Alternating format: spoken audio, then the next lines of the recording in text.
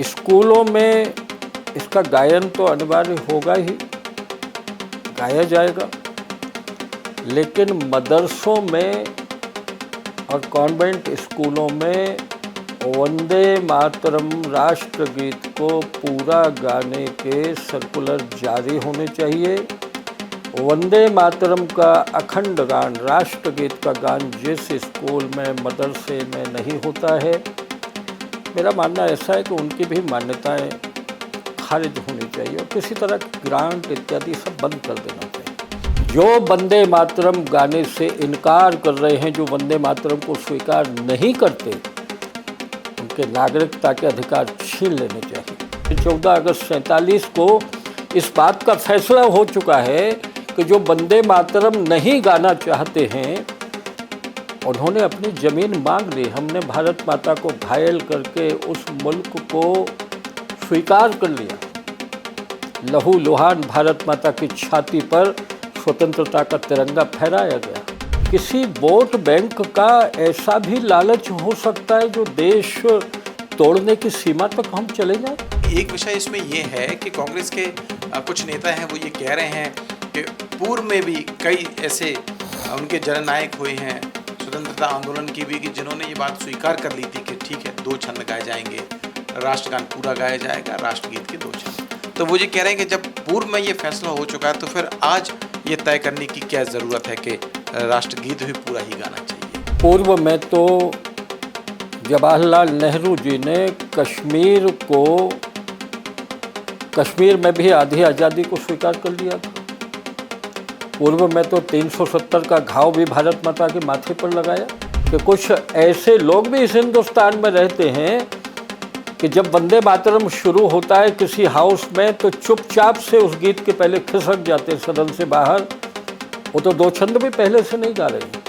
पर अब वो समय आ गया है कि राष्ट्रवाद पर और इन प्रतीकों पर कोई समझौता करना नहीं चाहिए। नागरिकता की शर्त होनी चाहिए कि जो भारत का नागरिक है उसको संविधान को स्वीकार करना है, ध्वज को नमन करना पड़ेगा और राष्ट्रगीत को गाना ही पड़ेगा। अगर आप गाने तैयार नहीं हैं तो खाना बदोशों की तरह घूमते रहो, आपको नागरिकता के राइट्स नहीं दिए जा सकते। जिसको जहाँ जाना है उसके लिए रास्ते खोल देना चाहिए। आखिर वंदे मातरम गाने में किसी को क्या परेशानी हो सकती है? अगर सरकार ने ये तय किया है कि इसके सिर्फ 2 नहीं सभी छंद गाए जाएंगे कानूनी तौर पर, तो फिर इसका विरोध करके आखिर कांग्रेस किस तरीके की नज़ीर पेश करना चाहती है? क्या वाकई में ये मुद्दा देशभक्ति से जुड़ा हुआ है या फिर उससे ज़्यादा बड़ी किसी पार्टी की विचारधारा है? हमारे साथ इस मुद्दे पर बात करने के लिए मध्य प्रदेश राज्य वित्त आयोग के अध्यक्ष जयभान सिंह पवैया जी हैं। पवैया जी, बहुत स्वागत है आपका। बहुत धन्यवाद सर। आपको भी जानकारी तो लगी गई होगी अब कि कांग्रेस पार्टी ने अधिकृत तौर पर एक पास किया, उन्होंने प्रस्ताव पास किया, उनकी कार्यकारिणी की बैठक हुई उसमें, और ये कहा है कि भले ही कानूनी तौर पर ये बाध्यता कर दी गई हो कि वंदे मातरम को पूरा गाना है, लेकिन वो 2 ही छंद गाएंगे शुरुआती तौर पर, क्योंकि कांग्रेस पार्टी के अधिवेशनों में पहले ही ये प्रस्ताव पास है।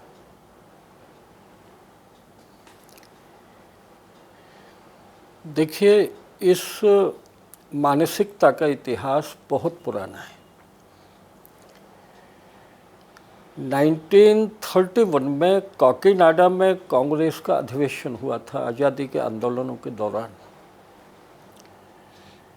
मोतीलाल नेहरू जी से लेकर और कांग्रेस के सारे दिग्गज उस समय मौजूद थे। उद्घाटन के समय भारत के बहुत प्रसिद्ध संगीतज्ञ श्री विष्णु दिगंबर पलुस्कर जी ने जब वंदे मातरम का गायन शुरू किया, ये तय हुआ था कि अधिवेशन वंदे मातरम के गान से शुरू होगा। उस समय अली बंधु कांग्रेस की टॉप लीडरशिप में हुआ करते थे। वो उठकर खड़े हो गए और विष्णु दिगंबर पलुस्कर जी को वंदे मातरम गाने से रोकने लगे। पलुस्कर जी नहीं माने तो सारी कांग्रेस की लीडरशिप अली बंधुओं के सामने नतमस्तक हो गई और कहा कि आप बताइए क्या करना है। उन्होंने कहा कि हम कांग्रेस के मंच पर आए हैं, कहीं बुत परस्ती के लिए नहीं गए हैं। हम यहाँ पूजा करने नहीं आए हैं। उस समय कांग्रेस की लीडरशिप ने तुष्टीकरण के लिए वो जो मुस्लिम लीगी मानसिकता थी, उस मानसिकता के सामने घुटने टेके और वह गीत, जिस गीत को गाते गाते अंग्रेज़ों के खिलाफ विद्रोह हुए, बलिदान हुए क्रांतिकारियों के लिए, तो ये पंचाक्षरी मंत्र था। जीवन दिया इस गीत को गाते गाते। उस वंदे मातरम के धड़ को काटकर कांग्रेस ने केवल मुखड़ा को स्वीकार किया, केवल अली बंधुओं को और मुस्लिम लीगी मानसिकता को खुश करने के लिए। और यही बीज जो बोया, इसको विष बीज कहता हूँ मैं तुष्टीकरण का, यही विष बीज का परिणाम था कि कदम कदम पर भारतीयता के विरुद्ध आपत्ति खड़ी करने वाले ये लीगी मानसिकता के लोगों के सामने समर्पण करते चले गए।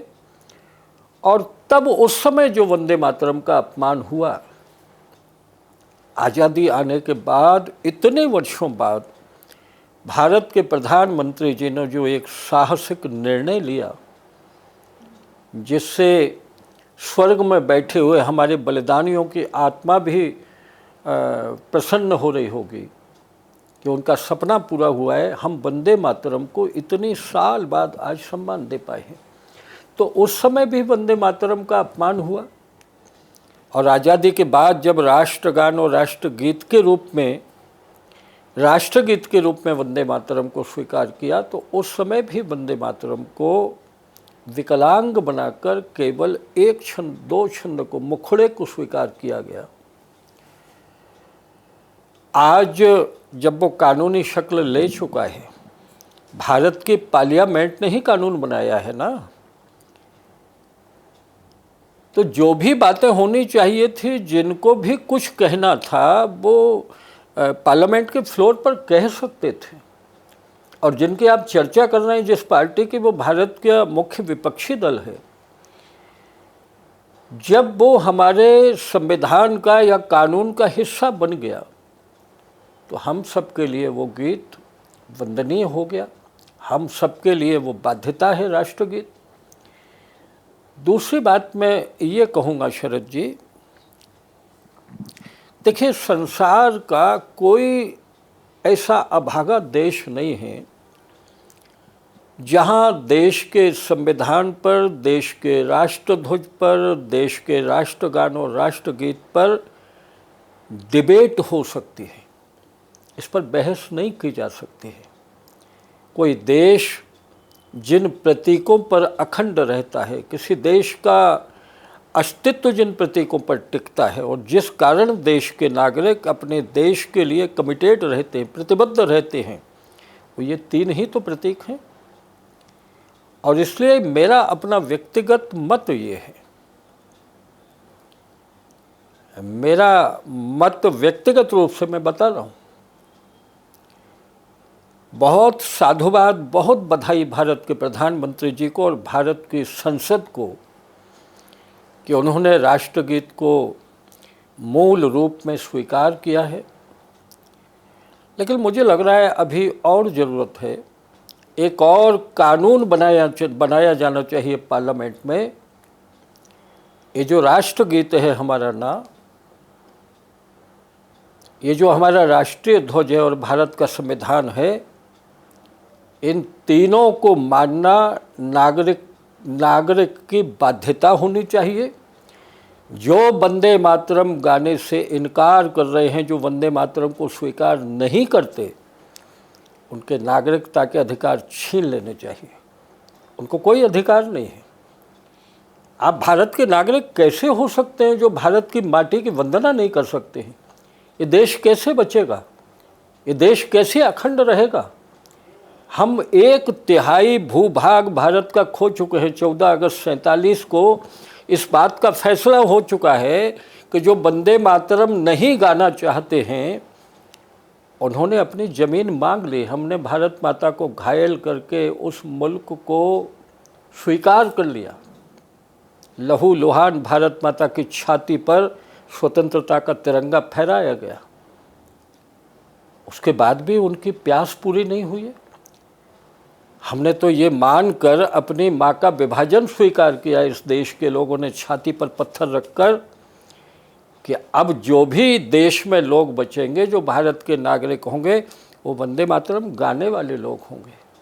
पर ये बड़ी विडंबना है, दुर्भाग्य है कि देश के जिम्मेदार राजनीतिक दल, जो वैधानिक तौर पर मुख्य विपक्षी दल भी माना जाता है, उसके नेता किस तरह की बदहवासी में बातें कर रहे हैं। किसी वोट बैंक का ऐसा भी लालच हो सकता है जो देश तोड़ने की सीमा तक हम चले जाएं? ये भारत में हिंदू मुस्लिम कराने के लिए, देश में अराजकता पैदा करने के लिए सोची समझी हवा दी जा रही है। पर मैं ऐसा मानता हूं कि ये सोचने वाले लोगों को और वंदे मातरम का अपमान करने वाले लोगों को अपने अस्तित्व बचाने की लड़ाई इस भारत में लड़ना पड़ेगी। बहुत भारत के देशभक्त नागरिकों के मन में घाव लगा है इस गैर जिम्मेदारान रेजोल्यूशन का जो पास किया गया है। शर्म भी आनी चाहिए। कैसे भारतीय हैं हम लोग। अच्छा, लेकिन एक विषय इसमें ये है कि कांग्रेस के कुछ नेता हैं, वो ये कह रहे हैं कि पूर्व में भी कई ऐसे उनके जननायक हुए हैं स्वतंत्रता आंदोलन की भी, कि जिन्होंने ये बात स्वीकार कर ली थी कि ठीक है 2 छंद गाए जाएंगे, राष्ट्रगान पूरा गाया जाएगा, राष्ट्रगीत के 2 छंद। तो वो ये कह रहे हैं कि जब पूर्व में ये फैसला हो चुका है तो फिर आज ये तय करने की क्या ज़रूरत है कि राष्ट्रगीत भी पूरा ही गाना चाहिए। देखिए, ऐसा है, पूर्व में तो जवाहरलाल नेहरू जी ने कश्मीर में भी आधी आज़ादी को स्वीकार कर लिया था। पूर्व में तो 370 का घाव भी भारत माता के माथे पर लगाया। पूर्व में तो ये भी हुआ कि केवल सरदार वल्लभ भाई पटेल जी के दृढ़ संकल्प के कारण सोमनाथ का मंदिर बन गया, मगर नेहरू जी के विचारों के कारण राम जन्मभूमि स्वतंत्र नहीं हुई। तो इसका मतलब क्या है? तुष्टीकरण के कारण वंदे मातरम घायल बना रहेगा, ये बदलते हुए भारत में कैसे स्वीकार किया जा सकता? और फिर हम ये कह रहे हैं कि चलिए, कांग्रेस आज ये बात तो सड़कों पर खड़े होकर बोल रही है, ये भारत की पार्लियामेंट में इस पर बोलते वो लोग, और पार्लियामेंट में बहुमत से इस विचार को अस्वीकार कर देते। संसद से बड़ा तो कोई नहीं है। अगर भारत की संसद बहुमत से अपनी भूल को सुधार रही है और जब ये कानून पारित हो गया तो इसमें किंतु परंतु लगाने के अधिकार किसी को भी नहीं हो सकता। देखिए, बड़ा दुखद है राष्ट्रगीत पर बहस होना और राजनीतिक चर्चा होना। ये भी हम जैसे भारत माता के भक्तों के लिए बड़ा दुखद प्रसंग हो जाता है। इसको राजनीतिक चर्चा का विषय बनाना भी नहीं चाहिए। आपत्ति क्या है, हमको ये बताया जाए। वंदे मातरम जब आप कह रहे हैं तो अब आप इस देश की भूमि को, इस भारत का जो दर्शन है, माता भूमि पुत्रोहम पृथिव्याः, ये पृथ्वी मेरी माता है, मैं इसका पुत्र हूँ, इसलिए मातरम कहा गया है ना। 2 छंद में भी तो मातरम ही बोला गया है। दुनिया का कोई देश अपनी जमीन को माता नहीं बोलता है, फादर का कंसेप्ट है कहीं कहीं पर। तो जब वंदे मातरम कह रहे हैं तो भी आप वंदना तो उस माटी की कर रहे हैं ना, तो आप 2 छंदों पर आकर क्यों रुक रहे हैं? और आपको पता है कि कुछ ऐसे लोग भी इस हिंदुस्तान में रहते हैं कि जब वंदे मातरम शुरू होता है किसी हाउस में तो चुपचाप से उस गीत के पहले खिसक जाते हैं सदन से बाहर। वो तो 2 छंद भी पहले से नहीं गा रहे हैं। पर अब वो समय आ गया है कि राष्ट्रवाद पर और इन प्रतीकों पर कोई समझौता करना नहीं चाहिए। हम जब विश्वगुरु बनने की ओर तेजी से कदम बढ़ा रहे हैं, संसार हमारी विचारधारा को स्वीकार कर रहा है। देखिए, दुनिया में भारत का जो सम्मान बढ़ा उसके कई कारण हैं।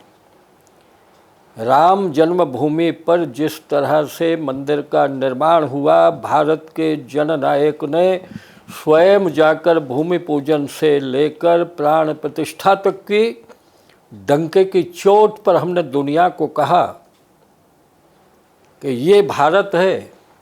ओबामा के हाथ में गीता भेंट में देकर मोदी जी ने पहले दिन ही संकेत दे दिया था कि इसे खोल कर देखो, ये भारत है। हम अपनी आइडियोलॉजी पर, हम भारतीय दर्शन पर, अपने पुरखों पर, अपनी विरासत पर और अपनी परंपराओं पर समझौता नहीं करते। संसार आज इसीलिए हमको मान्य कर रहा है। बदले हुए भारत में यही तो है। हम शर्माएंगे वंदे मातरम गाते में, क्यों? इस भूमि को अगर हम माता नहीं मानेंगे तो इसके लिए प्राण देने वाले लोग कहाँ मिलेंगे? एक सैनिक भारत माता की जय बोलकर प्राण देता है, मगर आपको पता है कि एक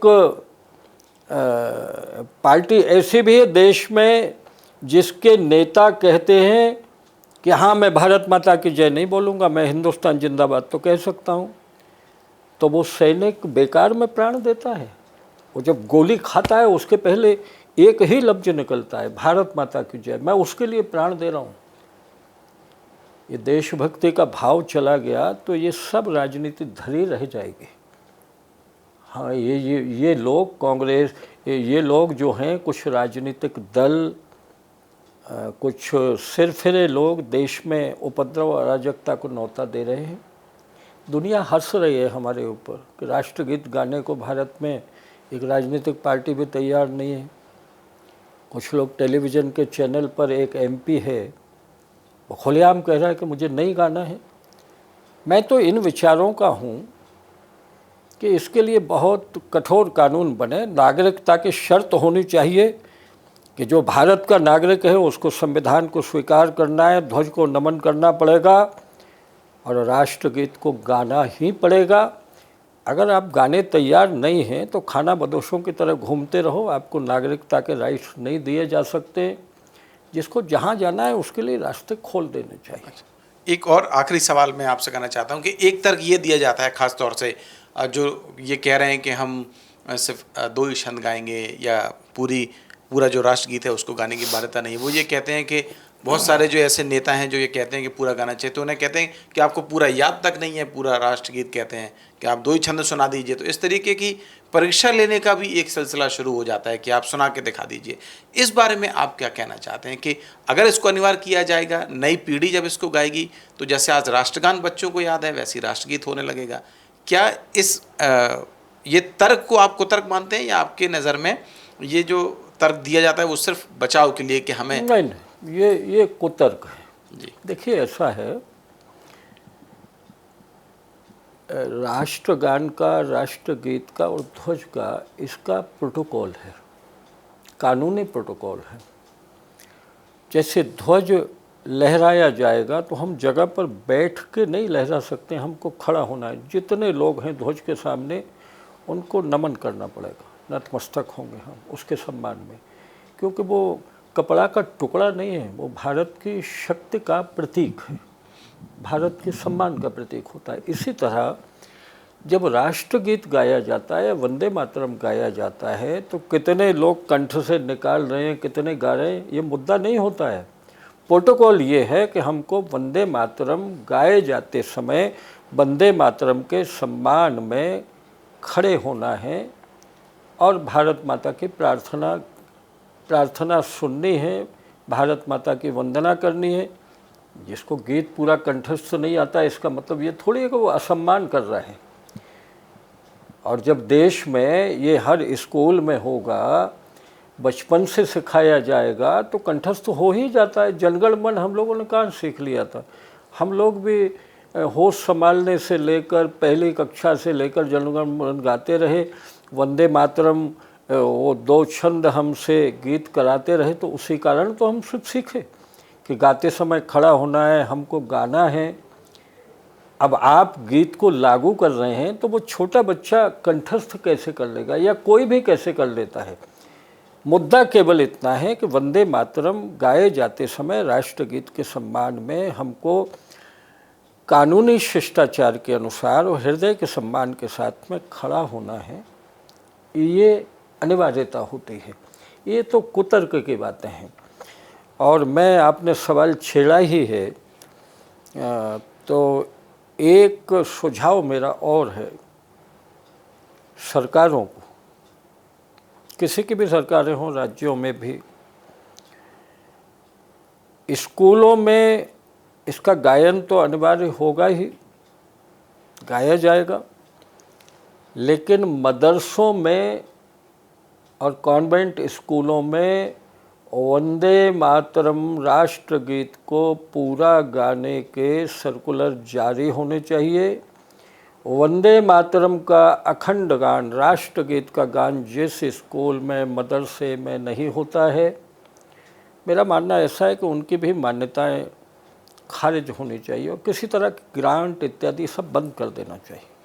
अब मदरसों की बात कर रहे हैं आप, तो एक सवाल मैं और पूछ ही लेता हूँ आपसे। जैसा आपने जिक्र किया कि जो मुस्लिम नेता हैं या विधायक हैं, वो तो 2 छंद भी नहीं गाने को तैयार है। वो तो कहते हैं हम 2 छंद भी नहीं गाएंगे। आप कह रहे हैं मदरसों में लागू होना चाहिए। मैंने आपको पहले ही कहा, आप तो एमएलए एमपी की तो बात छोड़िए, मैं तो नागरिक के लिए भी कह रहा हूँ कि उसको नागरिकता का अधिकार नहीं होना चाहिए। हमको इतनी कठोरता की तरफ बढ़ना पड़ेगा और देश का समर्थन इसके लिए बहुत ज़रूरी है। भारत के लोगों के बीच में ये आवाज़ उठनी चाहिए। इनकी हिम्मत कैसे हो जाती है विधानसभा और संसद में जाने वाले लोगों की कि वो राष्ट्रगीत को इस तरह अपमानित कर देते हैं। भारत में जो शपथ विधि होती है, उसकी, उस शपथ विधि की प्रणाली में भी फ़र्क किया जा सकता है। उनको पहले दिन ही ये शपथ लेवानी चाहिए कि मैं देश के प्रतीकों का सम्मान करूंगा, नहीं करूंगा तो उसकी सदस्यता को खारिज करने के लिए ये देश जिन जिन चीज़ों पर तैयार होगा। इस समय भारत में इस तरह की सरकार है कि वो सरकार देशवासियों की इच्छा के अनुसार हर कदम उठा सकती है। वायुमंडल देश में बनाने की ज़रूरत है। जैसे मैं आहत हूँ इन सब बातों से, वैसे मेरे जैसे करोड़ों करोड़ों लोगों के मन पर घाव लग रहा है कि भारत में हो क्या रहा है। हम और कुछ विभाजन भारत में चाहते हैं क्या? उसको न्योता दिया जा रहा है आज। शरद जी, ज़्यादा हो जाएगा, मैं नहीं बोलना चाहता। फिजिकल फिटनेस होती है ना ये जनप्रतिनिधियों की, मेडिकल कैंप होते हैं हाउसेज में। अब मुझे क्षमा करें, ये भी काम चालू करवाना चाहिए।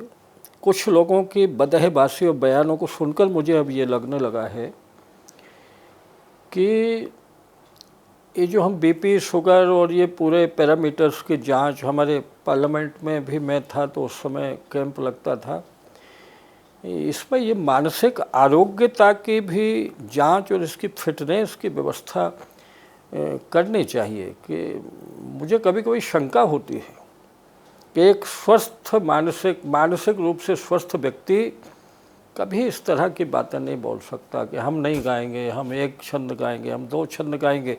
ये कोई बफे का भोजन है क्या कि जो खाना है वो स्वीकार करो? विकल्प नहीं छोड़े जा सकते इन तीनों प्रतीकों पर। मैं इस मत का हूँ। और जो इस तरह की बातें कर रहे हैं उनको दंड मिलेगा, देश की जनता दंड देगी। लेकिन इसे राजनीतिक मुद्दा मानकर ऐसे छूट नहीं देनी चाहिए। बहुत कठोरता होनी चाहिए। और इस समय जो सत्ता है इस देश में, और सत्ता इस तरह का फैसला लेना जानती है। जी, जयवंत सिंह पवैया जी, आपने हमसे बातचीत की इस महत्वपूर्ण मुद्दे पर, इसके लिए मैं आपका बहुत शुक्रिया अदा करता हूं। तो ये जयवंत सिंह पवैया जी थे, जो मध्य प्रदेश राज्य वित्त आयोग के अध्यक्ष भी हैं, और उन्होंने साफ तौर पर कहा है कि जो राष्ट्रगीत, राष्ट्रगान और झंडे को प्रणाम या कहें झंडे को सम्मान है, इस पर कोई ऑप्शन नहीं हो सकता, ये वैकल्पिक नहीं हो सकता है, अनिवार्यता है कानूनी तौर पर। तो फिर वो हर धर्म के या कहें कि हर नागरिक को मानना अनिवार्य है। वैसे आपकी जयवंत सिंह पवैया जी की बातों पर क्या राय है? आप चाहें तो कमेंट बॉक्स में आके हमें भी बताएं। और अगर अभी तक आपने द प्रेस हिंदी को लाइक, शेयर और सब्सक्राइब नहीं किया है तो अभी करें। और मुझे दें इजाज़त। नमस्कार।